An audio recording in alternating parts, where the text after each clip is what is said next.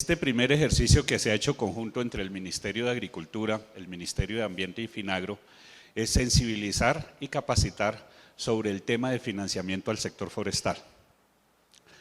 El ingeniero Lucas mencionaba la Ley Quinta del 73 y ese fue tal vez uno de los hitos más importantes que tuvo la economía del sector primario frente al financiamiento de plantaciones forestales. Desafortunadamente, su poca aplicación que tuvo, porque se desvirtuaron los recursos a otras cosas, llevó a crear el certificado de incentivo forestal de plantaciones como un mecanismo compensatorio. ¿Eso qué quería decir? Que el usuario certificaba que había sembrado y en ese momento se le reconocía. Entonces son unos antecedentes que a veces perdemos la memoria, somos de memoria muy flaca para mirar cómo es que se construyen las cosas y sobre todo cómo una sociedad como la nuestra, privilegiada por estar en el trópico, desafortunadamente no hemos hecho la inclusión de la dimensión ambiental en el desarrollo.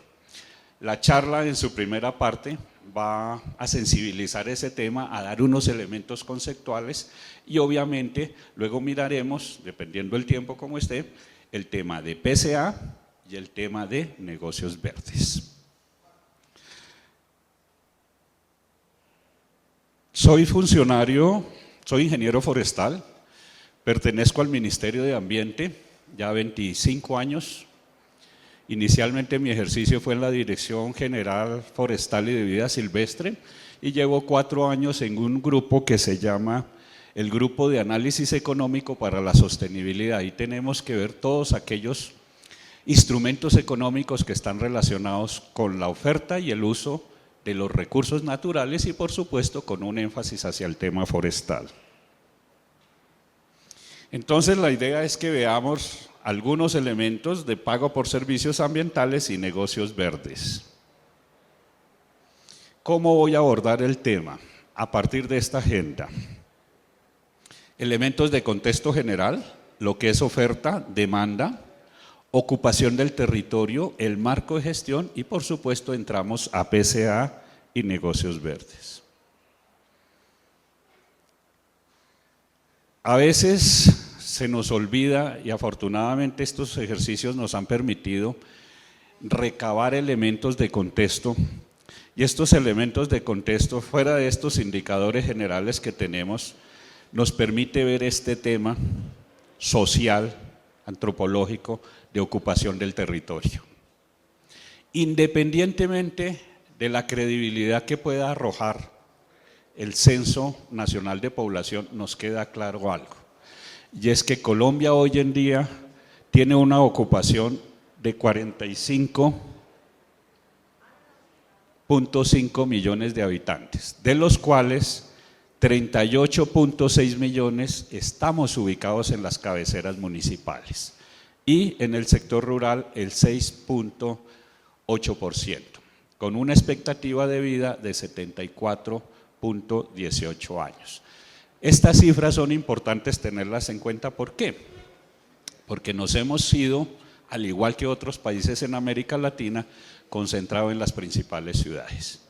Y eso conlleva una demanda de bienes y servicios, entre ellos el espacio vital, y para nadie es un misterio de los que vivimos aquí en Bogotá, cómo se ha ido, comillas, cementando la sabana de Bogotá, suelos profundos de 50 a más de 1 metro de horizonte negro, donde tenemos hoy conjuntos, bodegas, obras de infraestructura y no la estamos dedicando a lo que su vocación sería, que sería la producción agrícola y pecuaria y por supuesto la generación de servicios ecosistémicos.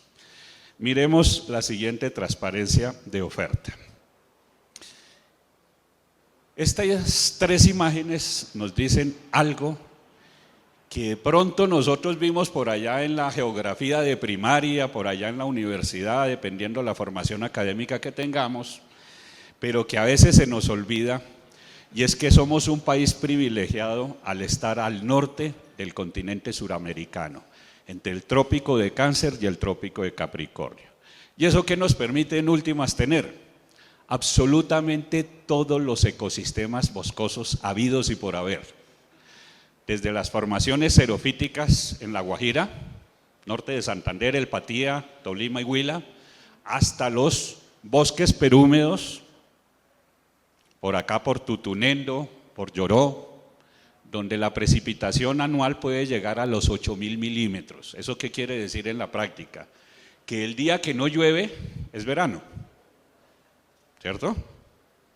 Y obviamente eso determina, con los vientos alisios, determina que el Chocó biogeográfico tenga unas características especiales y obviamente sea una reserva forestal, tal vez la reserva forestal más importante junto con la Amazonía. El otro elemento que hay que resaltar es que 8 países tenemos territorio sobre la cuenca amazónica y para nadie y sin lugar a dudas es el pulmón del mundo. Todo lo que pase en la Amazonía aún nos afecta aquí en Bogotá. Las corrientes de aire hacen que haya o no precipitación dependiendo de lo que esté pasando allá. Adicional a eso, ¿qué tenemos? 3 cordilleras, y esas 3 cordilleras tienen unos valles interandinos, muchos de ellos formados con cenizas volcánicas, los famosos andosoles. Por eso es que la economía del café es muy importante para nosotros, porque adicional a la variedad y al manejo agrícola, le da unas características al café para ser el más suave del mundo. Y esos suelos pues también nos permiten sustentar la economía agrícola y pecuaria y por supuesto la seguridad alimentaria de este país. Miremos la siguiente que nos trae. Estas imágenes nos trae diferentes indicadores de la oferta natural de bosques y otros ecosistemas. Pero en el caso particular de bosques, sobre 60 ecosistemas, 32 de ellos son de bosque natural y 28 de vegetación secundaria. Hemos descremado los bosques, a pesar de que la famosa ley segunda del 59 tiene ya tantos años de vigencia, seguimos talando, seguimos descremando los bosques. Pero ¿qué más nos dice esta imagen? Que estamos concentrados en la cuenca Magdalena-Cauca, es decir, somos montañeros en el buen sentido de la palabra. Y eso es una consecuencia de la colonización española. Era Castilla, que es montañosa, Toledo, que es montañosa, etcétera, etcétera. Y por eso nos ubicamos en la zona andina. Pero ¿qué nos dice esto? Que hemos descremado los bosques altos andinos. Solamente nos queda alrededor de 9 millones de hectáreas con bosques andinos y otros ecosistemas como los de páramo, ¿cierto? ¿Y qué consecuencia trae eso? Pues obviamente que hemos presionado tanto que el servicio ecosistémico de regulación hídrica se ha perdido. Tanto así que de 1.102 municipios que tiene el país, el 72% de ellos, según el IDEAN en el Estudio Nacional del Agua, tienen vulnerabilidad hídrica de media a muy alta. Dicho de otra forma, si no tenemos agua, el desarrollo socioeconómico del país queda en vilo. Y ahí tenemos un buen ejemplo, el caso de Bogotá. ¿Bogotá qué hace? Trae el agua del proyecto Chingaza a través de la cordillera oriental. Es un trasvase de la cuenca del Orinoco a la cuenca del río Magdalena. Si no se hubiera hecho eso, Bogotá no hubiera crecido y no hubiera podido crecer más de lo que ha venido creciendo. 24.8 metros cúbicos por segundo da Chingaza para 10 millones de habitantes, capital más o menos 10 millones, 10 municipios aledaños. Si nosotros no racionalizamos esas coberturas en el resto de municipios, pues vamos a tener dificultades. Se dice igualmente que Colombia es un país megadiverso. Y esta información, pues la miramos a través de esta transparencia. En el tema de mamíferos somos el cuarto país en el mundo. En aves, por supuesto, el primer país. En reptiles, el tercero. En anfibios, el primero, mucho sapito. Flora y especies endémicas somos los segundos. ¿Pero qué quiere decir eso? Que esa riqueza nos permite hoy en día tener un flujo importante de turismo hacia Colombia y especialmente ecoturismo, donde cada extranjero en promedio genera $100 diarios. Ustedes habrán escuchado que hay áreas que están dedicadas hoy en día al avistamiento de avifauna. Cali, Eje Cafetero, aún aquí en Cundinamarca. Entonces, esa es una oportunidad que se nos ha abierto y ese es un tipo o una parte de la economía forestal que tanto se ha hablado hoy en día y que queda incluida en el Plan Nacional de Desarrollo 2018-2022. El día de ayer, la Dirección de Bosques les presentó algo similar a esto. ¿Eso qué quiere decir? Que Colombia no solo es diversa biológicamente, sino diversa culturalmente. Más del 52% del territorio con bosques, si sumamos esto y esto, quiere decir que está en territorios colectivos. Y obviamente esos grupos étnicos son parte de la esencia de este país. Y tenemos que protegerlos, así como lo dijo la Constitución Política, y por eso habrá que hacer cuantas veces se requiera la famosa consulta previa cuando un proyecto o una acción intervenga esos territorios. Para todos los efectos, pues siempre trabajaremos con 59,60 millones de hectáreas, para todos los efectos matemáticos. Por supuesto, tenemos una oferta de plantaciones comerciales. Se habla de 570,000, plantaciones protectoras alrededor de 444,000. Y a veces comenzamos a hacer comparaciones odiosas, ¿no? ¿Por qué Chile empezó en tanto año y por qué tiene hoy en día 2,6 millones de hectáreas con plantaciones comerciales y por qué Colombia no? Y entonces aquí tendremos que mirar cosas como cuáles son los contextos de cada país, las estructuras institucionales, etcétera, etcétera, y por supuesto la capacidad empresarial para generar procesos de mediano a largo plazo como son las plantaciones forestales. La demanda.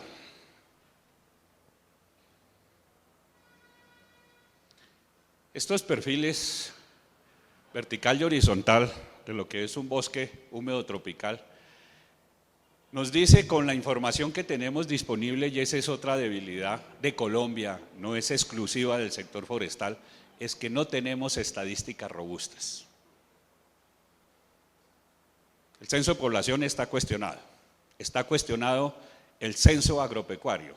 Y cuando comenzamos a mirar todas las estadísticas que están relacionadas, tal vez la única que es fuerte, robusta, con series históricas, es el caso de la Cámara de Pulpa y Papel de la ANDI. De resto tenemos dificultades. Por eso nos toca a veces trabajar con rangos, y en este caso es el consumo aparente que nos permite la encuesta manufacturera que hace el DANE periódicamente. Entonces, ¿qué estamos diciendo?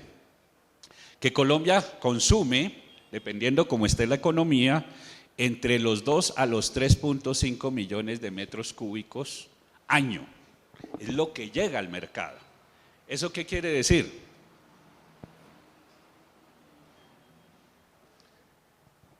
Que en la práctica, y aquí están los colegas, caso Víctor, ¿por qué tendríamos que multiplicar para ver qué se taló en pie? ¿Por cuánto, Víctor? Por 2, pongámoslo por 2. Entonces, en la práctica, ¿qué estamos diciendo? Que para llegar a este rango, en pie, el volumen talado fue de 4 a 7 o a 8 millones de metros cúbicos de madera por año. Entonces tengamos esa cifra pendiente y miremosla en la siguiente transparencia. Se consume en Colombia 6.8 millones de metros cúbicos para leña con fines energéticos, ¿sí? O para producir carbón a procesos agroindustriales. Entonces llevábamos 8 y 8, 16, ¿no? Mal contados. Nuestros bosques permiten eso. Y obviamente que aquí hay un tema que no hay que tomarlo de mala manera, sino por el lado positivo. Hay regiones donde la única alternativa energética es la leña, y no está mal. Los bosques son para usarlos y renovarlos de manera sostenible. Pero hay casos que ustedes lo conocen muy bien, todos aquí lo conocemos, un sancocho en un fogón de gas propano no sabe igual que con leña, ¿cierto? O una carnecita llanera con yopo no sabe igual que con otra madera, ¿cierto? Entonces eso es bueno tenerlo. Pero esos servicios ecosistémicos, ¿qué nos suministran además? La regulación hídrica para 4.5 millones de habitantes.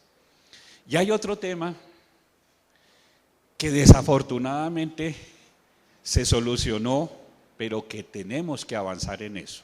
Colombia tiene que tener un programa energético y ese programa energético tiene que aprovechar la estructura geográfica del país. Acá, por ejemplo, y a ustedes les consta, hay grandes hidroeléctricas, pero las microcentrales en cuántas cuencas que podríamos usar no se han hecho y que son relativamente fáciles de construir.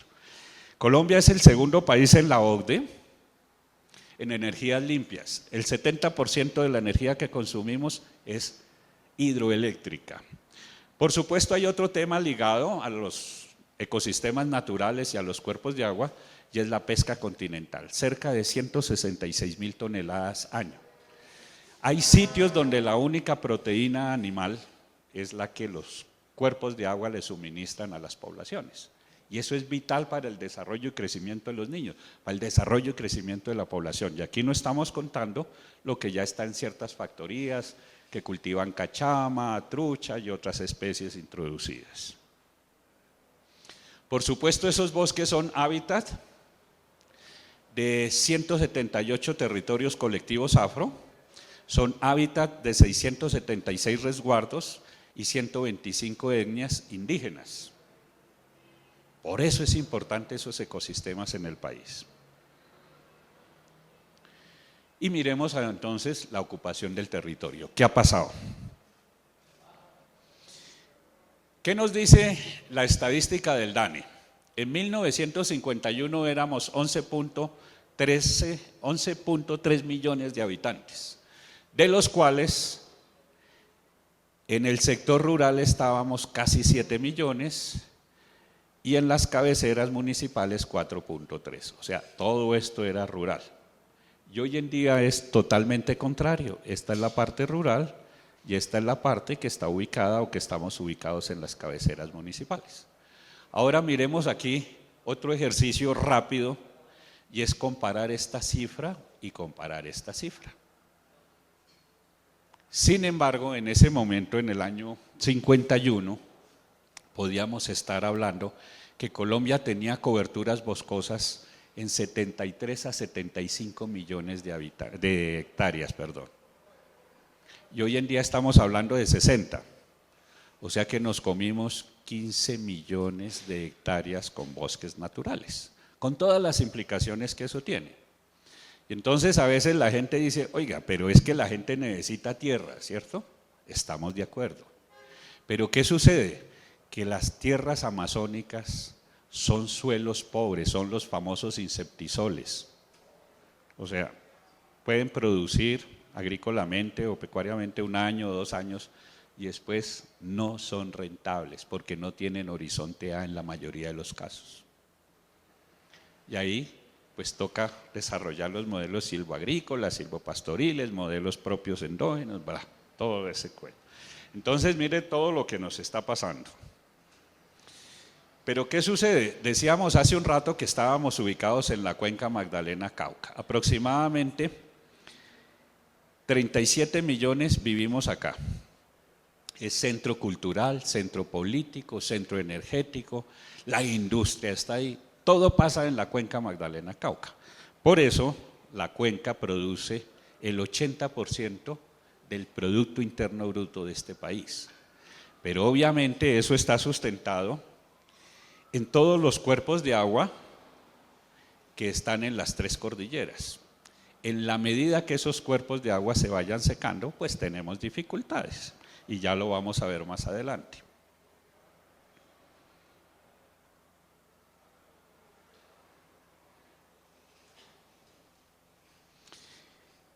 Esa ocupación nos lleva a que algunos estudios que ha hecho el Instituto Geográfico Agustín Codazzi y por supuesto la UPRA, nos dice que más del 32.4% del territorio presenta un uso inadecuado, por lo tanto un conflicto de uso del suelo. Recordemos que estudios recientes del IDEAN nos dicen que el 72% de los suelos del país presentan erosión hídrica, o sea, el tema está delicado. Cuando miramos ya desde la óptica hídrica, el mismo IDEAN en el Estudio Nacional del Agua nos dice lo que les comenté hace un momento. El 72% de los municipios presentan amenaza media a muy alta de desabastecimiento de agua, talón de Aquiles para una sociedad. Cuando miramos el tema de la ocupación y el impacto en los suelos, entonces encontramos que hay 75 millones de hectáreas que requieren algún grado de restauración dependiendo el fenómeno de intervención. Entonces, rápidamente, establecer una hectárea con 1.111 árboles a hoy o 1.278 si es ondulado, vale en promedio 5 millones, un poquito más de 5 millones el primer año. Hacerle los mantenimientos al quinto nos puede llevar hasta casi los 11 millones, 10, 11 millones. Entonces, si le bajamos a la mitad, porque de pronto la densidad la bajamos a 600 individuos por hectárea, quiere decir que no nos alcanzaría la plata para restaurar eso. El presupuesto de Colombia está alrededor de 280, 290 billones de pesos y restaurar eso nos tocaría quitarle más o menos 80, 70 millones. Sigamos. El tema de conflicto armado, para nadie es un secreto. Y obviamente eso ha afectado en algunos territorios y ha generado una deforestación alta, pero también haber firmado el pacto entre el gobierno de Colombia y el grupo guerrillero generó, comillas, unos territorios que quedaron en manos de los carteles de la madera. Por eso se nos disparó la tasa de deforestación. Y seguramente lo vieron ustedes en la presentación que hicieron el día de ayer. Esta cifra que ven ustedes acá es un ejercicio con base en el proyecto de monitoreo de bosques y carbono del IDEAN, donde se toman las cifras de coberturas de 1990 a 2016 y nos permite establecer que Colombia perdió 6.5 millones de hectáreas en ese lapso de 26 años, con un promedio anual de 251.477 hectáreas, haciendo una valoración económica preliminar a partir de lo que se consume en el mercado, especies muy valiosas y ordinarias, nos da que Colombia perdió 90 billones de pesos a pesos de hoy. Esos son bosques del Estado, o sea que son de todos. Alguien nos metió la mano al bolsillo y se quedó con esa platica. Y estas cifras, pues obviamente son las cifras que reporta recientemente el proyecto con base en la deforestación detectada en el 2017 y 2018. Cuando hacemos la ocupación del territorio y no miramos la variable ambiental, nos ocurren fenómenos como el que ocurrió 2010-2011, la ola invernal, donde Colombia tuvo una serie de inundaciones en la parte media y baja de la cuenca del río Magdalena y de la cuenca del río Cauca, Valoración que hizo la CEPAL y el BID por 11.2 billones de pesos, que el gobierno siguiente lo calculó para el Plan Nacional de Desarrollo multiplicando por 2, o sea, 22.4 billones. ¿Y por qué se da ese fenómeno? Pues con pérdida de cobertura, ya el fenómeno esponja, que los árboles en su sistema radicular transforman la agua lluvia en infiltración y luego en escorrentía, no, se cambia a prácticamente solo lluvia y escorrentía, porque no hay coberturas que almacenen el agua y más todos los fenómenos de remoción en masa, inundaciones, pérdida de infraestructura, pérdida de cultivos, de procesos productivos, etcétera, etcétera. Y esto, pues también tiene el otro lado, ¿no? Una cosa es cuando tenemos lluvia y otra cuando no tenemos lluvia. Entonces también hay unas implicaciones sociales y económicas. Marco de gestión. Entonces muchos nos preguntamos, bueno, ¿cuál es la filosofía que rige el Estado colombiano para hacer la gestión en torno a los recursos naturales renovables y al medio ambiente? Pues eso está plasmado aquí en este artículo y en esta definición. Recordemos que la Constitución Política del 91 tiene 3 o 4 elementos fundamentales. Lo primero es que es una Constitución verde. ¿Eso qué quiere decir? Que hay más de 60 artículos que tienen que ver con el tema ambiental, a diferencia de la Constitución de 1886. Y en esos, en el artículo 58, en el artículo 80, perdón, incluye el concepto de desarrollo sostenible. ¿Cuál es el otro tema que tiene la Constitución Política, que es fundamental? Los espacios de participación ciudadana, desde el derecho a petición hasta acción de cumplimiento, etcétera, consulta previa, tutela, etcétera. Y el otro elemento que a veces se nos olvida y que ahora desafortunadamente el señor alcalde de Medellín, comillas digo yo, se le chispoteó al decir que había que hacer una nueva constitución política, es que se le olvidó que el eje central de la Constitución del 91 fue la descentralización administrativa. Antes el gobierno nacional desde Bogotá decía a dedo, tú vas para gobernadora de no sé qué, tú vas para tal sitio, tú vas para tal otro sitio. Ahora no, son cuerpos colegiados. Votamos para elegir un gobernador, votamos para elegir un alcalde, para elegir el concejal, elegir el representante a la Cámara, el senador, totalmente diferente. Descentralización administrativa y por supuesto el tema ambiental no fue excluido de eso. Por eso están las corporaciones autónomas regionales, se eligen regionalmente sus directivos. Entonces tengamos presente eso porque a veces se nos olvida, tenemos una memoria muy flaca. Entonces, ¿qué nos dice el concepto de desarrollo sostenible? Se entiende por desarrollo sostenible el que conduzca al crecimiento económico, a la elevación de la calidad de vida y al bienestar social sin agotar la base de los recursos naturales renovables en que se sustenta, ni deteriorar el medio ambiente o el derecho de las generaciones futuras a utilizarlo para la satisfacción de sus propias necesidades. Entonces, en últimas, todos los recursos naturales son y deben estar dedicados al bienestar de la sociedad. Punto 1. Punto 2. No se debe afectar su capacidad de recuperación, su resiliencia, ¿cierto?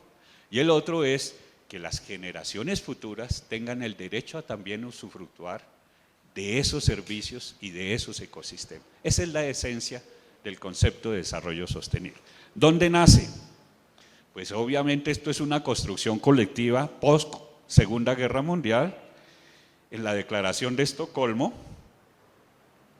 en 1972, donde un grupo de intelectuales de todas las disciplinas comienzan a analizar qué estaba pasando con el planeta, qué estaba pasando con el desarrollo industrial, qué estaba pasando con la demanda de bienes y servicios a partir de los recursos naturales. Luego, en el famoso informe Brundtland, Nuestro futuro, en 1987, ya se habla del concepto de desarrollo sostenible y por eso la Constitución del 91 lo toma antes de Río, lo toma en el 91, en junio del 91. Y por supuesto está Río en el 92. De eso se deriva, para el tema forestal, el concepto de manejo forestal sostenible. Y obviamente es una adaptación que hago a partir de la literatura internacional de FAO y de la OIMT. ¿Qué se entiende por manejo forestal sostenible? Es un proceso cultural de uso y manejo del recurso natural plantado y de las áreas con vocación forestal. Ustedes sabían, me imagino que algunos lo recuerdan en su formación académica, el primer acto administrativo ya en la fase de República de Colombia lo genera el libertador Simón Bolívar en la Declaración de Guayaquil, que tiene que ver con los bosques. Pero no solo hablaba de los bosques, sino hablaba de los servicios ecosistémicos, hablaba de las quinas y otros productos medicinales. Y ahí está todos los antecedentes de lo que es la estructura hoy normativa de este país. Y estamos hablando de junio de 1829, el decreto de Declaración de Guayaquil. Entonces, como es un tema cultural, pues aquí se nos juntan muchas cosas. Toda la cultura cafetera se hizo, o colonización cafetera se hizo, ¿a costa de qué?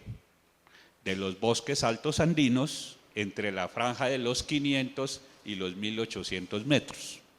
No nos digamos mentiras, así fue. Y sigue y seguirá siendo uno de los ejes de la economía nacional, pero no miramos el bosque, sino miramos otras cosas.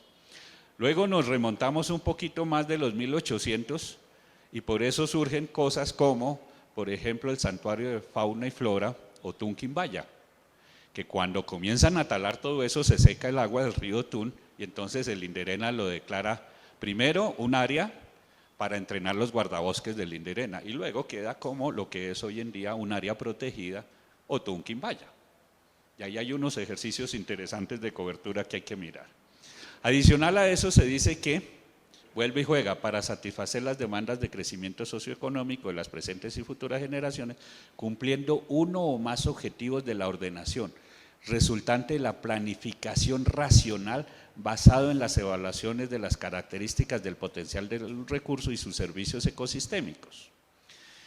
Aquí se ha hecho mucho énfasis en el ejercicio de UPRA, en la zonificación de UPRA. Eso fue lo que se hizo, esta parte de acá, donde con Ministerio de Ambiente, Ministerio de Agricultura y esa unidad especial con los institutos de investigación se mezclaron más de 14 capas de información. O sea que eso es muy robusto hoy en día para decir cuáles son las áreas potenciales para reforestación. Pero aquí hago una aclaración. Eso no quiere decir que esas son las áreas finales para el ejercicio por el nivel de escala. Y habrá que entrar a caracterizar los suelos y caracterizar otras variables. Y algo que es un ejercicio básico que hacemos los forestales, y es hacer la famosa calicata para ver si hay un duripán, cuál es la oferta de suelos, la oferta hídrica, la textura, composición, química y física, etcétera, etcétera. Entonces algunos pedían en otros talleres, ay, denme el documento. No, el documento es indicativo y toda la información que se ha dado aquí es indicativo, pero ya cuando queremos hacer un ejercicio serio, robusto, donde hay una plata de por medio, hay que quemar todas las etapas y en algunos casos hay que hacer, doctor Virto, los ensayos de procedencia, ¿no?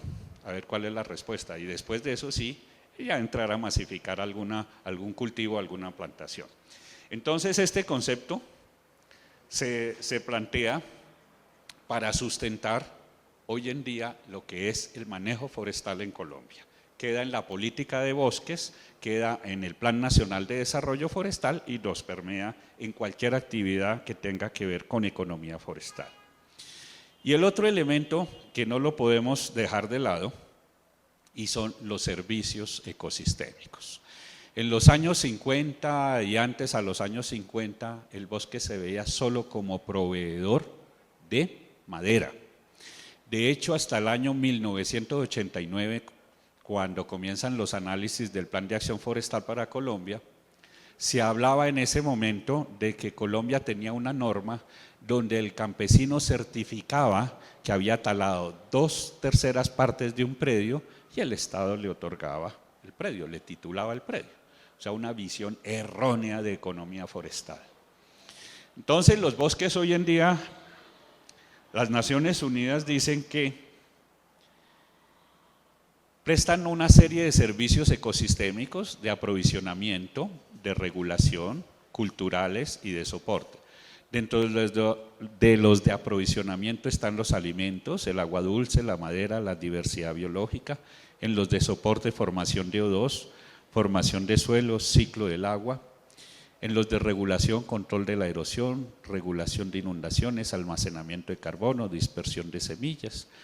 Y en los culturales, espirituales, educativos y estéticos. Y por supuesto es el hábitat de comunidades indígenas y afro, como lo miramos anteriormente. El Smithsoniano tiene un documento donde presenta 60 servicios ecosistémicos de los bosques tropicales. Los invito a que lo consulten, está en internet, muy fácil de bajarlo. Entonces esto nos permite tener claro el contexto de por qué Colombia hace una apuesta en el Plan Nacional de Desarrollo hacia la economía forestal.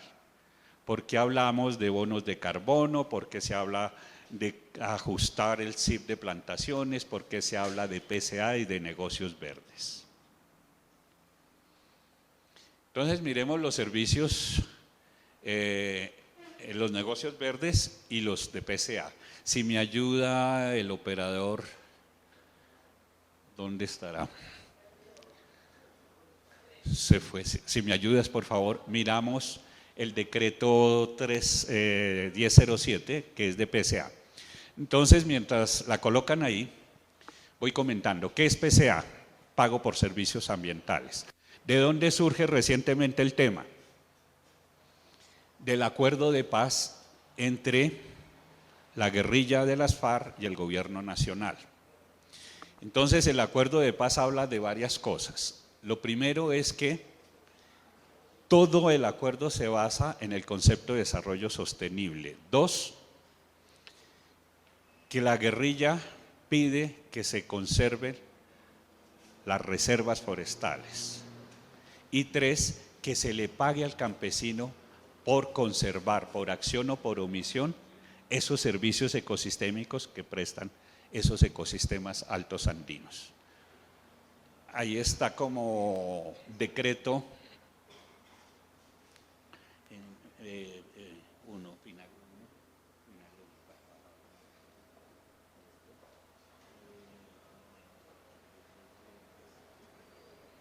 Listo.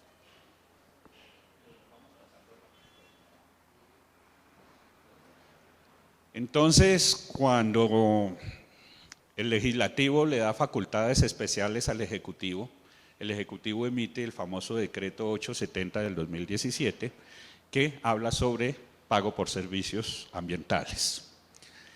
¿Cuáles son los antecedentes más recientes a nivel internacional? Pues obviamente Costa Rica, la ley forestal de número 7575 creó FONAFIFO, creó un impuesto a los combustibles, el 3.5 está destinado a pago por servicios ambientales. Entre el 96 y el 2015 se han invertido 17.8 millones de dólares para una superficie de 1.052.000 hectáreas. En el caso de México, y aquí es importante mirar y analizar políticamente la decisión de Vicente Fox, cuando en el 2003 crea la Comisión Nacional Forestal, CONAFOR, da fondos patrimoniales y con financiación de proyectos locales, ha invertido hasta hace 2 años 489 millones de dólares en PCA, beneficia 5.967 propietarios para una superficie de 3.2 millones de hectáreas. O sea, ya son ejemplos consolidados a nivel centroamericano. Por supuesto, nuestros hermanos del Ecuador, con el presidente Correa, en el 2013 crea el Programa Nacional de Incentivos a la Conservación Sociobosque, financia proyectos de PCA relacionados con conservación, restauración, manejo forestal y biocomercio. Ha invertido 22 millones de dólares asignados a concesión 1.489.000 hectáreas de bosques y páramos. Allá hay sociobosque y sociopáramo. Sigamos. Allá, aquí. Entonces, ¿qué es el pago por servicios ambientales? De acuerdo con este decreto, que es el 870 del 17, y el decreto reglamentario 1007 del 18, el PCA se enmarca dentro de los siguientes 5 elementos. Un incentivo económico en dinero o en especie que reconoce mediante acuerdo voluntario, es voluntario, a unos interesados o beneficiarios de los servicios ambientales a unos beneficiarios del incentivo a áreas y ecosistemas estratégicos por las acciones que permitan la preservación, restauración y que conduzcan a la generación o mantenimiento de servicios ambientales indispensables para la sociedad. De pronto algunos de ustedes saben ya la diferencia entre servicios ambientales y servicios ecosistémicos, pero como quedó la norma así, tocó frasearlo de la misma manera. Sigamos. Esta es una ruta cronológica de diferentes eventos que tienen que ver con el desarrollo del concepto y del mecanismo de PCA. Esta estrellita nos indica que aquí ocurrieron los eventos más importantes para este país desde la dimensión ambiental. Lo primero fue la creación del INDERENA en el año 68, la creación del Código de Recursos Naturales, Decreto Ley 2811 en el 74, por supuesto la Constitución Política del 91 y posteriormente un evento que es la primera norma que reconoce el pago por servicios ambientales, la Ley 139 de 1994, que en su artículo primero dice que el Estado reconoce los servicios, las externalidades positivas que presta la reforestación, en tanto sus beneficios sociales y económicos son aprovechables por el resto de la sociedad. O sea, por primera vez en una ley, la ley 139, artículo primero, se reconoce los servicios ecosistémicos que prestan las plantaciones. Luego viene una serie de desarrollos, entre ellos algo que se mencionó ahora antes de que terminara el doctor Carlos Mario, y es que el CIF de plantaciones tiene un componente destinado a la conservación de bosque natural. Por eso se dice que si en el plan de establecimiento y manejo hay un porcentaje destinado a conservar bosque natural para los efectos que la entomofauna ayude a controlar plagas y enfermedades, entonces el Estado reconoce eso, ¿cierto? Pero ¿qué sucede?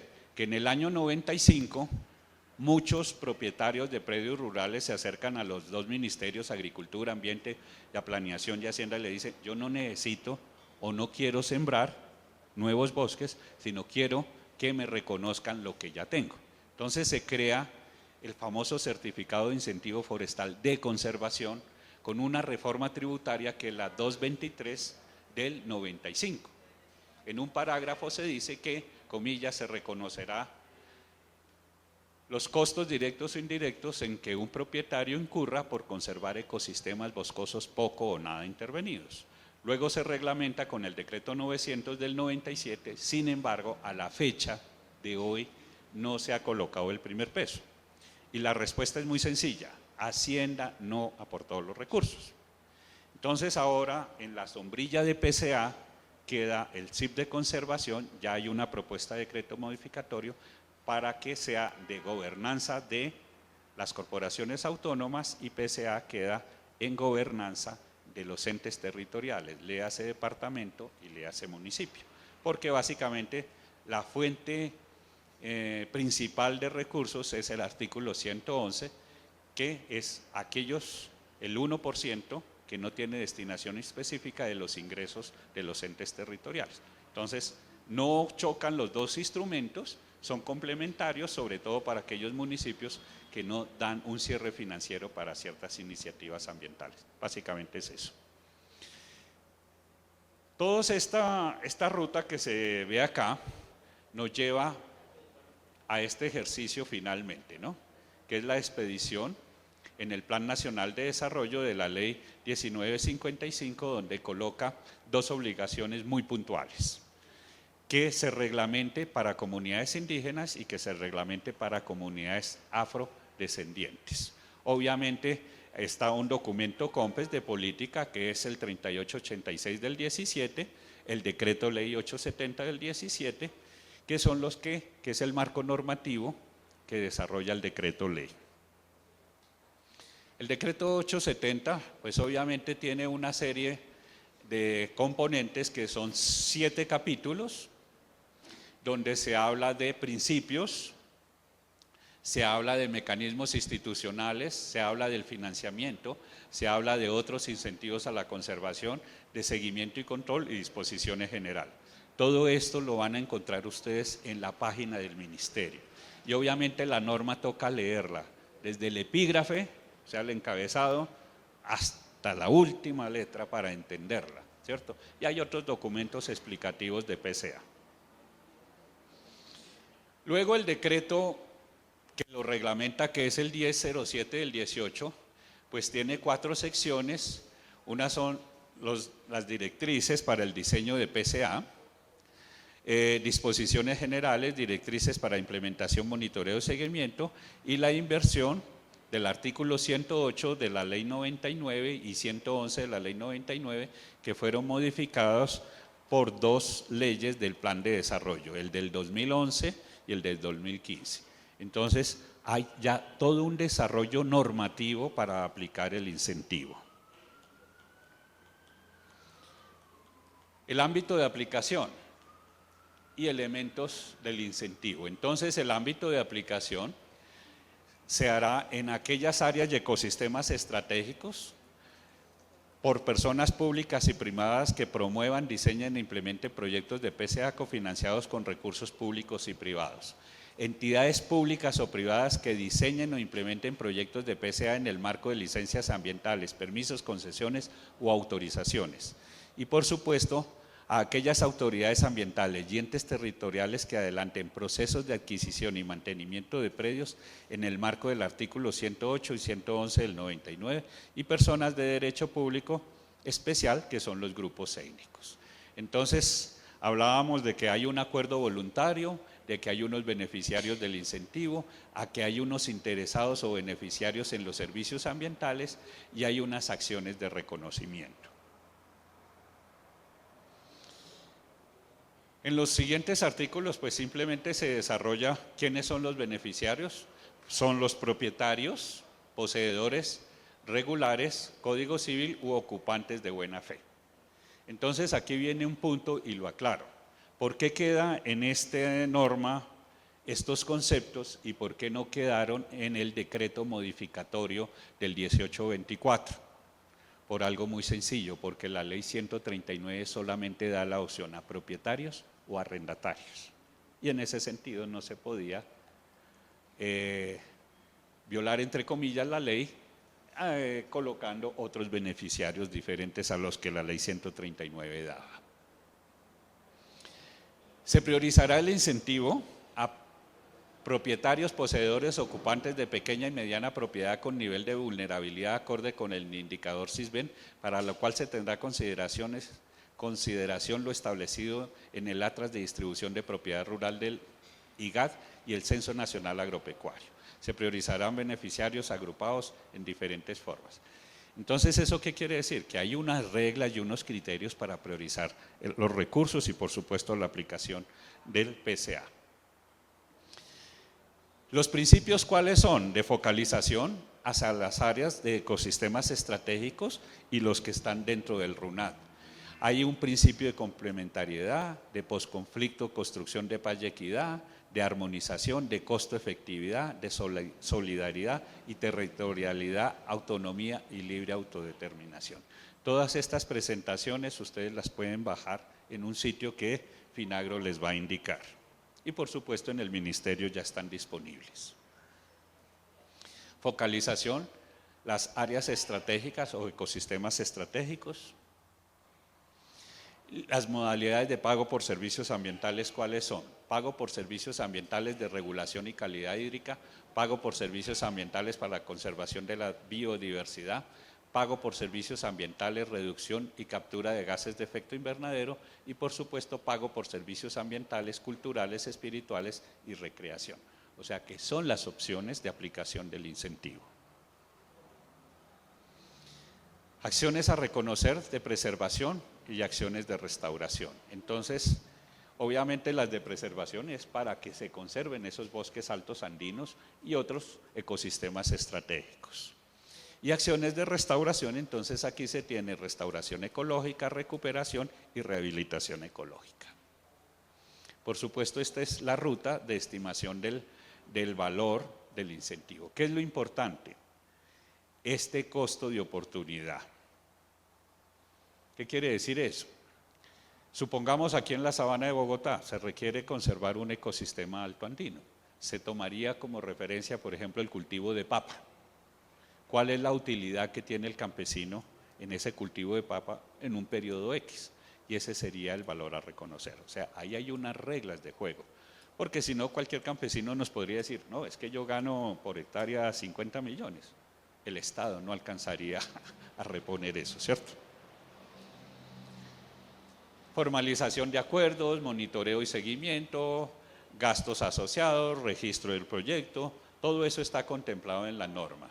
Las fuentes de financiamiento, como pueden apreciar ahí, son muy amplias y obviamente todo está sujeto a, comillas, el visto bueno del Ministerio de Hacienda.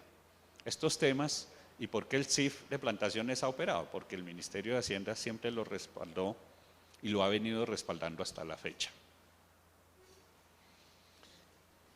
En territorios étnicos está por reglamentarse el decreto, y igual para territorios afrodescendientes. Diseño e implementación de proyectos de PCA. Entonces hay una fase de diseño donde ustedes encuentran temas como tipo de proyecto, en público, en privado, y cuáles son las obligaciones. Está por supuesto el tema de selección de la modalidad, de la focalización del área donde se va a hacer el proyecto, criterios de selección y priorización de predios, acciones a reconocer, estimación del valor del PCA, identificación de las fuentes de financiamiento, definir el mecanismo de articulación y administración y el registro de proyectos.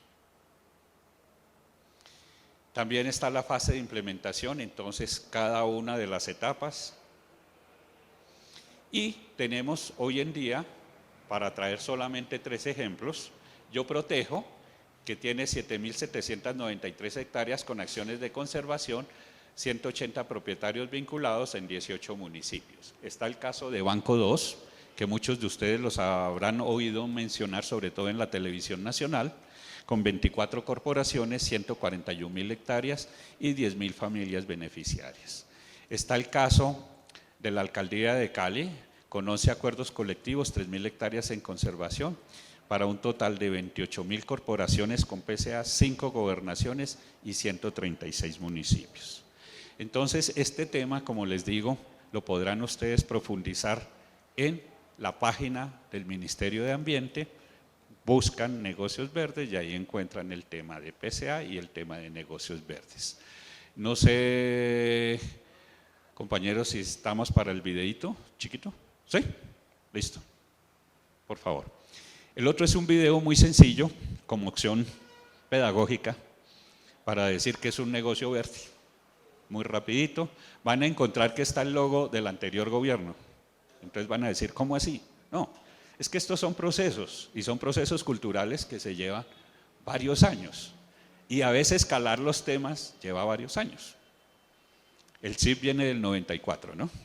Y todavía seguimos pedaleando con el CIP, seguiremos pedaleando con otros temas. Entonces vamos a ver este videíto que dice ahí, pago por servicios ambientales, negocios verdes. En un contexto de sectores productivos competitivos con alto componente ambiental. En el año 2010, el Ministerio adoptó la política de producción y consumo sostenible, que soporta toda la estrategia de los negocios verdes. Para su promoción se crearon diferentes herramientas. Un plan de negocios verdes que define los lineamientos y proporciona herramientas de planificación y toma de decisiones que permitan su fomento. un portafolio de bienes y servicios de negocios verdes y Bioexpo Colombia, feria de bienes y servicios amigables con el medio ambiente. Una herramienta de regionalización, nodos o ventanillas de negocios verdes, que son grupos técnicos y de gestión al interior de las corporaciones autónomas regionales.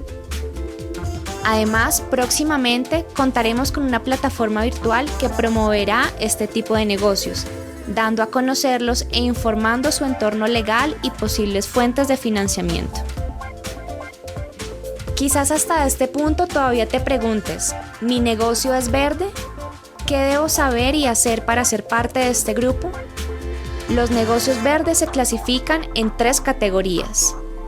Bienes y servicios sostenibles provenientes de los recursos naturales, como el biocomercio, agrosistemas sostenibles y negocios para la restauración. Ecoproductos industriales como el aprovechamiento y valorización de residuos, fuentes no convencionales de energía renovable, construcción sostenible y otros bienes y servicios verdes sostenibles. Mercado de carbono, como lo son el mercado regulado o el mercado voluntario. Para considerarte como un negocio verde, debes verificar algunos criterios que permitirán identificar la oferta de bienes y servicios con impactos ambientales positivos. Estos criterios se clasifican en los siguientes niveles. Nivel 0. Aspectos ambientales y sociales requeridos por la ley. Son esos aspectos mínimos que todo bien o servicio tiene que cumplir para poder ser considerado un negocio verde. Nivel 1. Criterios de cumplimiento de negocios verdes. Son los calificadores que un bien o servicio debe tener para ser considerado como un negocio verde. Nivel 2. Criterios adicionales. Son los criterios que hacen al bien o al servicio un negocio verde ideal. Recuerda, si no cumples a cabalidad con cada uno de estos criterios, no significa que no seas un negocio verde. Significa que debemos seguir trabajando de la mano para disfrutar de todos los beneficios de ser un negocio verde. Los beneficios de los negocios verdes son inmensos. Mejoras tu competitividad, tu situación en el mercado y la imagen de tu organización o marca. Orientas tu estrategia comercial hacia nichos de mercado especializados y de alto crecimiento. Alcanzas procesos más eficientes, menor uso de materiales y energía y reducción de los residuos por disponer. Atraes inversionistas y fuentes de financiamiento, particularmente de aquellos con conciencia ambiental. Aumentas el conocimiento de tu producto o servicio. Reduces la responsabilidad debido a una disminución de los impactos ambientales. Mejoras las relaciones con los entes reguladores. ¡Anímate! Tú también puedes ser parte de este grupo de emprendedores que decidieron apostarle el cuidado al medio ambiente, porque los beneficios se ven y el fomentar los negocios verdes es nuestra principal función.